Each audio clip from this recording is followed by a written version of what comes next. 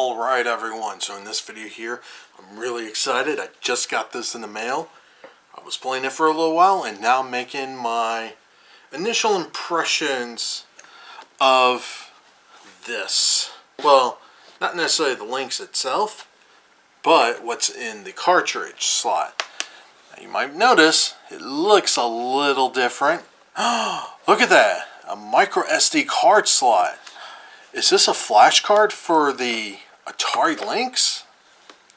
Yep. This is the RetroHQ flash card for the Atari Lynx. I also got a version of this for the Neo Geo Pocket Color. And, you know, it's the same kind of material they use for the casing. But obviously this one, they had to make it as thin as possible, and they clearly try to put all the stuff in this little hump area because of how this cartridge slide is. It just slides in, and there you go. So, obviously with these things, there's two good things about this. One is you don't necessarily have to carry around your cartridges around. You can just have everything on here.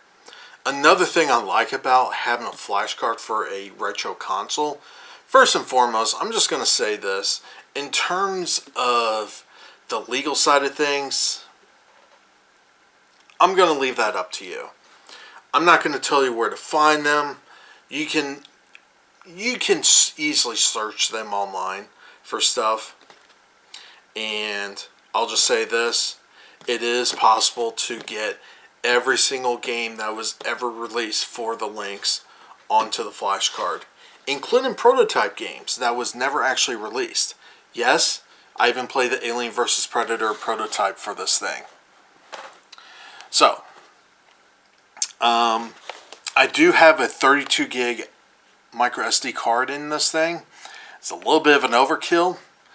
Honestly, if I had like a, you know, like 128 megabyte micro SD card lying around, I probably would have used that, and that still would have been overkill.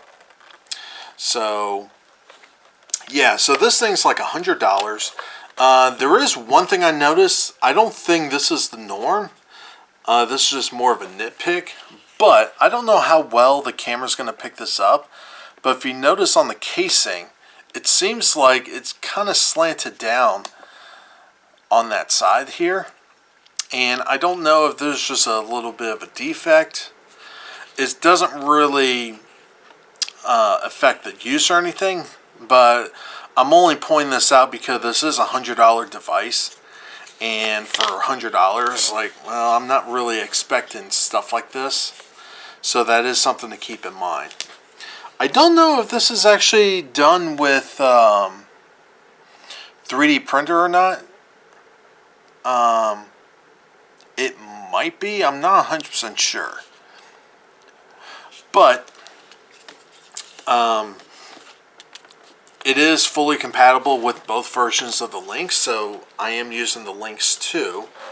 And keep in mind, too, is that when you do get this, they do want you to enter the cartridge in here without anything on it yet, and then when you turn it on, now obviously there's nothing in here right now, but normally what would happen is it would pop up a QR code for you to go online, download the firmware, and install it onto the cartridge. That might be the legal loophole, is that when you get the cartridge, it's completely useless out of the box. You kind of have to do some stuff with it. So after I install the firmware, you can put the games on here and put it on inside the slot there, turn it back on, and of course it'll give you the list of games. Now I do have it in two separate folders. I have Lynx games and Lynx prototype games. There were several prototype games that was never released. I named one Alien vs. Predator. Yes, I have all of them on here. So I can literally load up Alien vs. Predator on here. And this is actually really, really quick. And there you go.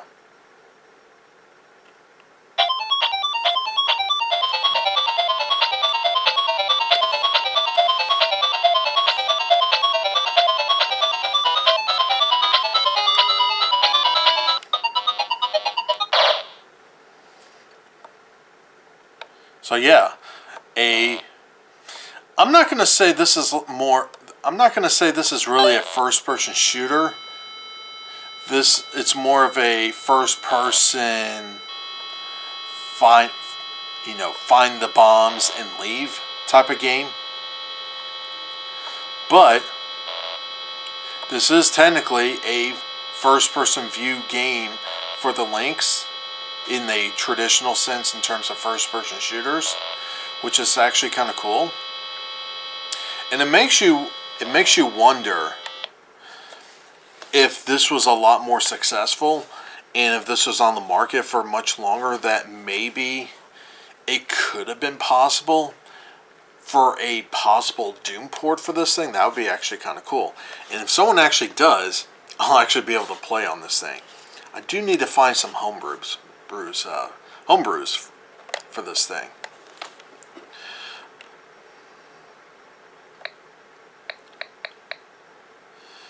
But let's try this Road Riot 4-wheel drive prototype. This is actually the first time booting this up, so I have no idea how this is.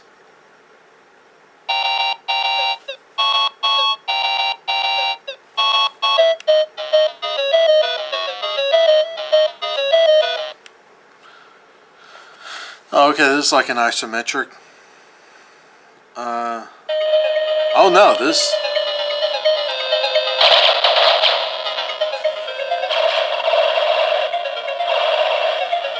So yeah, this is like an actual...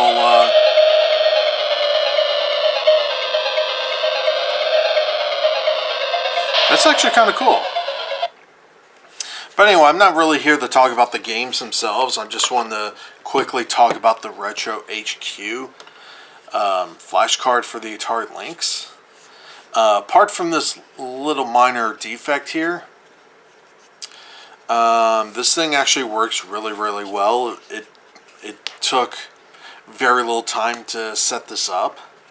And the games, honestly, if you're trying to find them online, it doesn't really take all that long to find. And for $100, there are several Atari Lynx games on the secondhand market that are stupidly expensive now. The majority of the games for the Lynx are fairly cheap. Some of them are kind of expensive. And being that Atari doesn't make money off of these games anymore for the Lynx, there's no company out there that owns the rights to these actually make money off of this thing. So personally for me, it doesn't really matter. And on top of that, if you're just wanting to pick up a Lynx and just play the games for it, this is actually not a bad way to go. Now, one thing you can look at this too is a tool to try the games out. If you do like them, go on, get the physical copy if you want. For me, I actually do have quite a bit of games for this thing. So having this and not even touch the actual games I have is actually not a bad thing to do either. So, yeah. For $100, it's a little pricey, but the way I look at this is that some of the games, you know, they are up there in the $60, $70, $80 range, some of them even more now. So paying $100 for the convenience factor and basically putting everything that ever came out for the Lynx onto one cartridge, You know what? That's actually not a bad deal. At least the way I see it.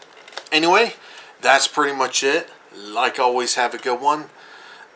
Before I go, you can actually go to Atari Age's website and order one of these. I actually pre-ordered this a while back when they were first announced.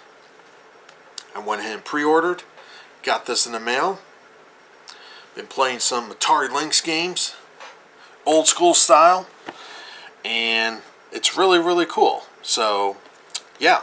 Anyway, that's it. Like always, have a good one. Leave those comments down below. Make sure you like this video, share this video, subscribe if you're not a subscriber. If you do subscribe, I really do appreciate it.